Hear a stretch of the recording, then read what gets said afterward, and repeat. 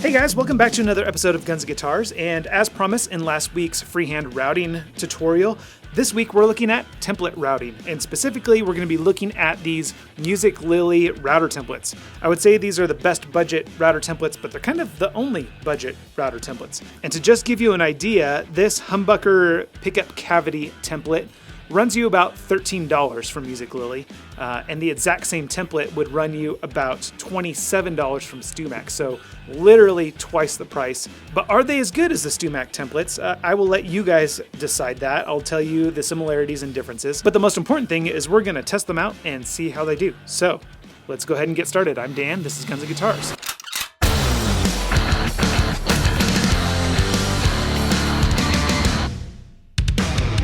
Alright, so I am very excited to try out my new routing templates for the first time. You can see here I'm comparing it to my freehand routing that I did last week. Now the cool thing about these templates is that if you're going to be using a humbucker ring, then there are already drilled and tapped holes where you can just screw this template down onto your guitar body, and they're countersunk, so you can just route with it screwed right there, and then when you're done, those screws end up being just screw holes for your pickup rings, so that's great. But I think I'm going to be direct mounting pickups on this, so I think I'm going to use the good old-fashioned painter's tape with super glue method for attaching my template. Hopefully that holds strong enough. I really love how these templates have these lines right here where you can perfectly line up based on where your measurements are, so I can just put these two lines right on top of my center line, and these two lines right on top of my y-axis, and there I know that I'm perfectly centered. So let's go ahead and tape this up and attach it.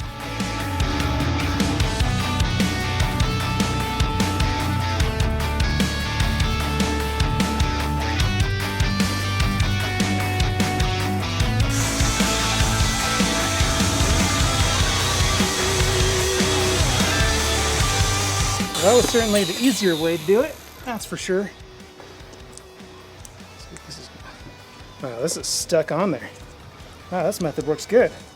Wow, I was concerned about this thing moving around the whole time. I was being very gentle with it, but now I know I don't need to be, because this does not want to come off.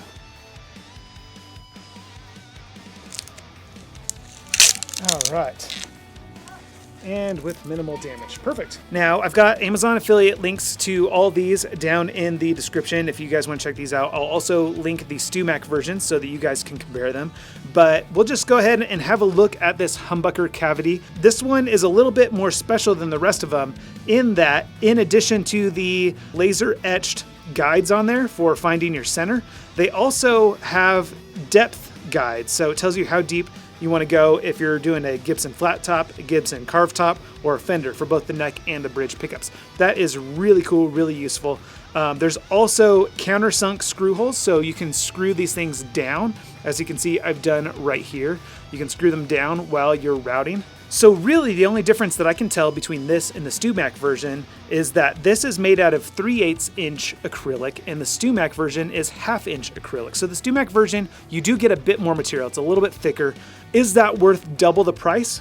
You guys tell me. Now I've actually already tested out this humbucker template. You guys saw me do that in my video last week, and it worked really well. But somebody made a comment on my video last week that the first thing you should do when you get new templates is make a copy out of MDF so that if your router ever gets away from you, you don't mess up your awesome template, you mess up your MDF. So that's what I'm actually going to do to test these out today. I've got some bass pickup cavities to route out today for a prototype bass that I'm working on. So I'm going to go ahead and make some template copies of the Jazz neck and bridge, got this in a set, as well as the P pickup, and we'll just go ahead and see how that goes.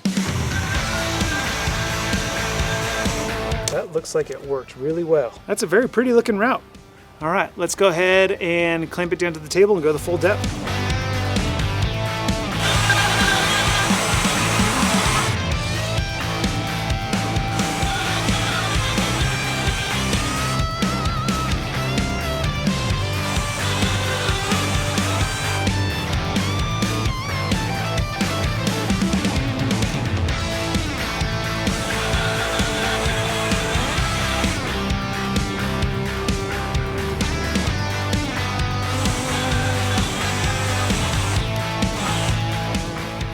I have been back and forth on whether I should do a jazz bass layout or a PJ layout. It's time to make a decision, and I'm leaning towards doing a jazz bass again, just because the last bass that I built was a jazz bass, and it sold faster than I would have liked, so I didn't get to enjoy it for very long.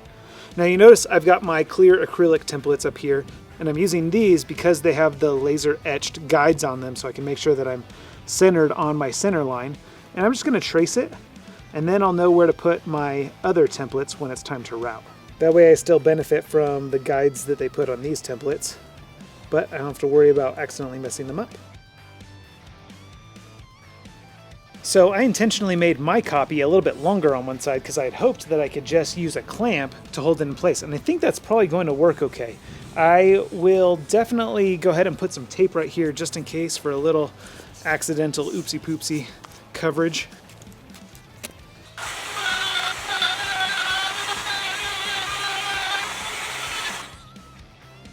Right inside the lines that I drew. Perfect. Unfortunately for this neck pickup, there's not enough room for me to clamp it on this body and still be out of the way of my router base. So, gonna have to do the masking tape and super glue trick. I'm still new to this, so I don't know exactly how much super glue I need. That's stuck on there nice and tight.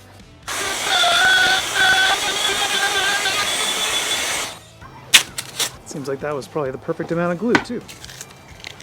Much better than last time. Now I just gotta go back and make these cavities deep enough to put a pickup in.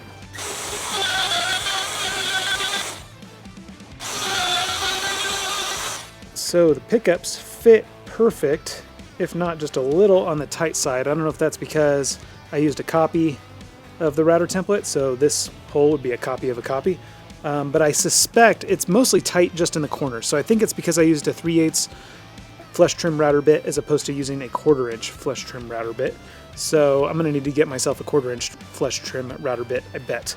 But it's a good fit. Yeah, I can't see the StewMac templates being any better than these Musiclily ones. So let me know in the comments if you agree. And remember, there's a link in the description if you want to pick up some of these awesome templates. Till next time, I'm Dan. This is Guns and Guitars, and I'll see you in that next video.